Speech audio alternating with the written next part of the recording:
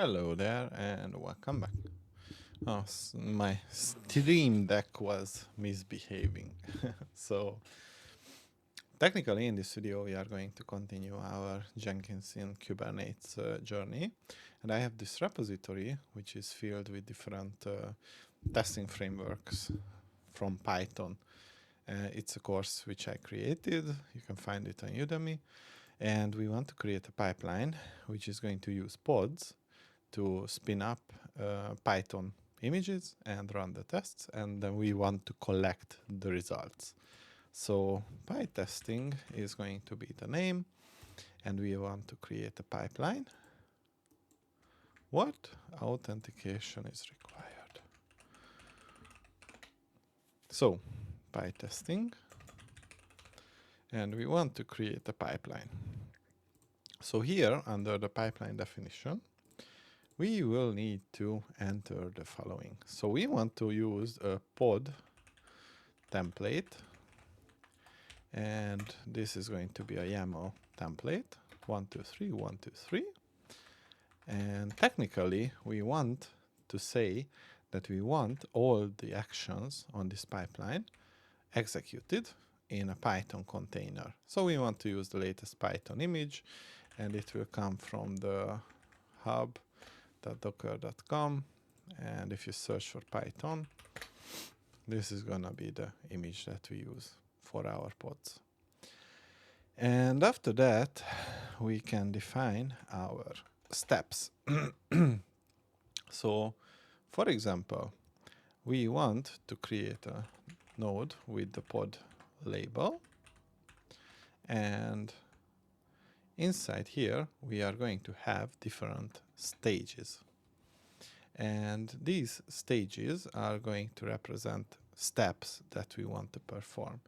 So the first stage is going to be called checkout, and in the checkout stage what we want to do is to use the git branch main, and URL is going to be coming from this repository. Make sure you put all these into quotes. Can I make it bigger? Just a little bit. It's better. So unexpected token, we have it here, here, and here. Support label. Why is this unexpected? So that's the YAML template, and we want to use the node pod label,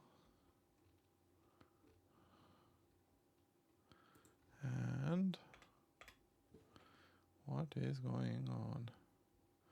So git branch main URL. Can we save it or apply it? Well, let's see. We want to try and build it, and if you refresh and go here, it is going to start pulling down the container. And as you can see, the containers are prefixed with our project name, and basically yeah, it is waiting for the container to become online. And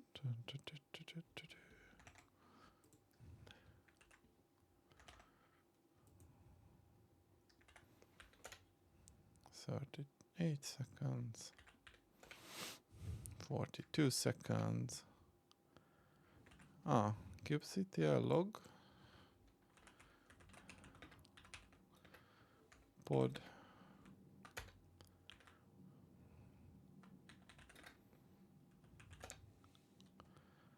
no pod found. What?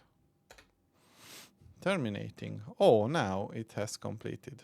So first time builds, keeping change log, and technically what happened is that we have successfully checked out the code. It just needed some time. The next run will be faster because we have basically the image. So let's configure it further. So the next stage is going to be basically the unit testing.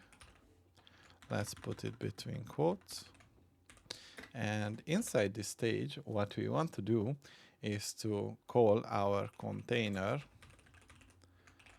Python. And inside this container, we want to use the dir command to navigate to a folder. So which folder are we going to navigate? We want to go to the P folders, source code folder, and code folder. Inside this folder, what we want to do is to execute a bash command. So technically, we have to navigate to this folder, and once we are here, we can use the sh and basically use the pytest --g unit xml equals report.xml or true. So basically this is going to be the expression that we can use to execute the tests.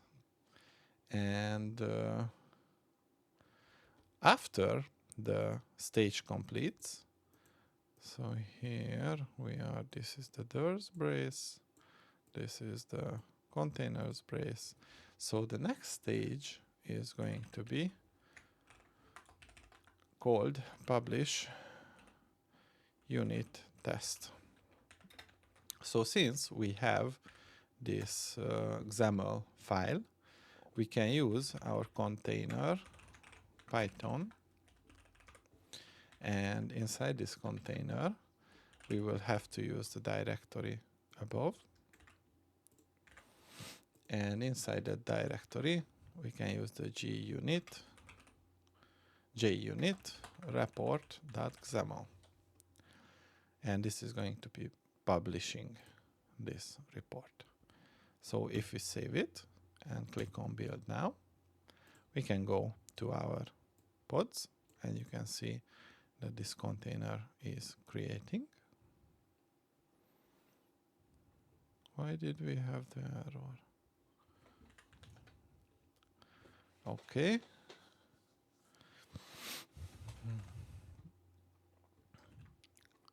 It is running. Container not ready.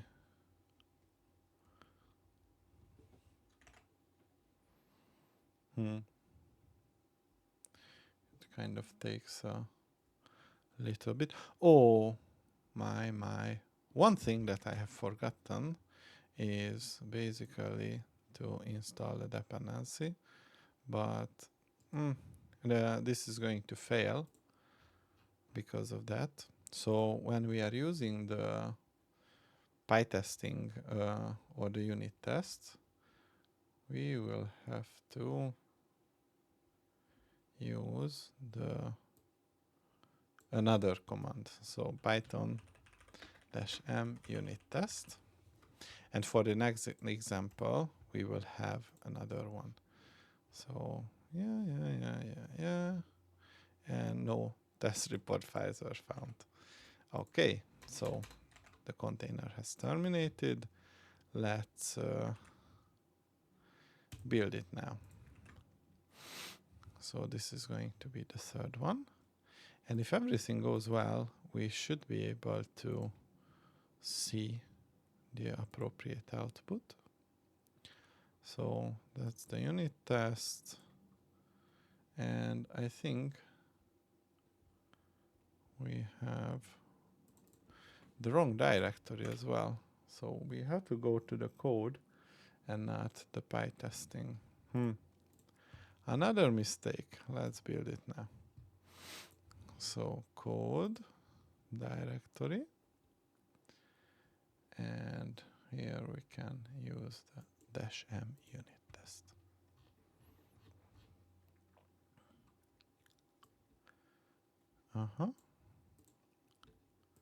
So that's the fourth one.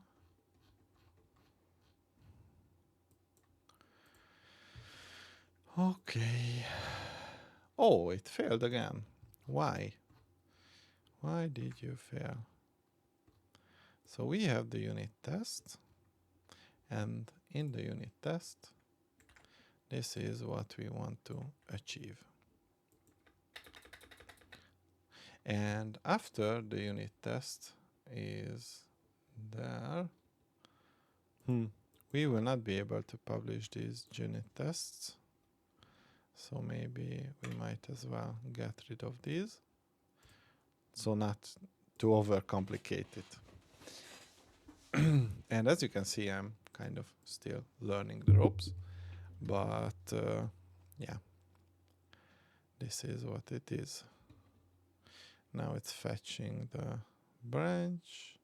And now we can see that it has succeeded. Run 11 tests, which is good.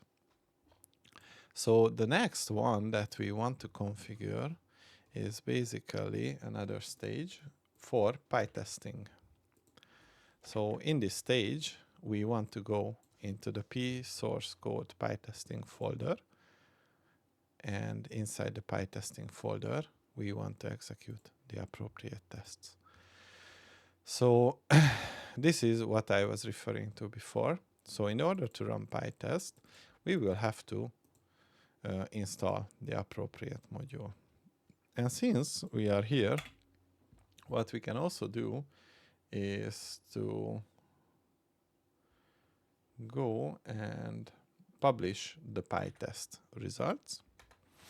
So we can publish it by navigating to the folder where the report was created and basically